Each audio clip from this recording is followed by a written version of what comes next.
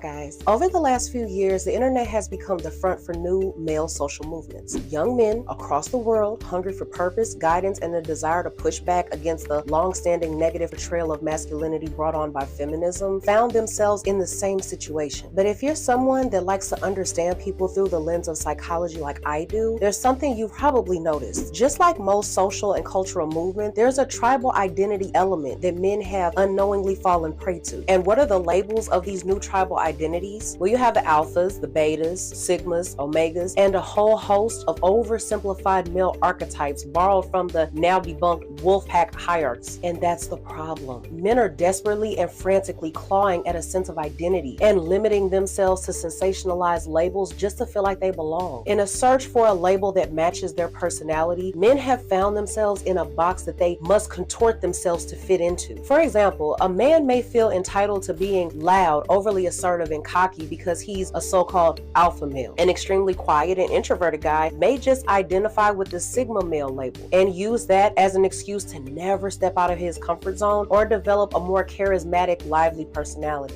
If you've noticed how popular the hashtag Sigma male has become on the internet, you know exactly what I'm talking about here. There's literally tens of billions of views under that hashtag on places like TikTok and YouTube, often accompanied with like a stock picture of some straight-faced man or the rebellious Denzel Washington in the movie Training Day. The result is a lack of well-rounded masculinity in a society that desperately needs it, with men that have become captives of their own labels. Here's an interesting yet paradoxical thing about labels. They aren't just words. They're a set of expectations you have to live up to if you want to keep identifying with. And losing that label means losing a big part of your identity. In other words, these labels can serve as both descriptions and as guidelines. There's a really interesting psychological phenomenon called the labeling theory. It's simple. You can influence a person's behavior and sense of identity by giving them a certain label. The rest of the work is done by the human mind itself, creating a self-fulfilling prophecy that reinforces that label with every thought and action until it becomes a key element of that person's identity. You're essentially trapping yourself, and it's crucial to break free from that. To be honest, I think this whole idea of finding yourself from self-help books and modern gurus is harmful and laughable at best, because it makes you believe and it makes you think that there's this one unchanging identity that you have to find. But in reality, who you are changes all the time. It changes constantly. Your personality, your choices, your relationships, and what you believe in all keep evolving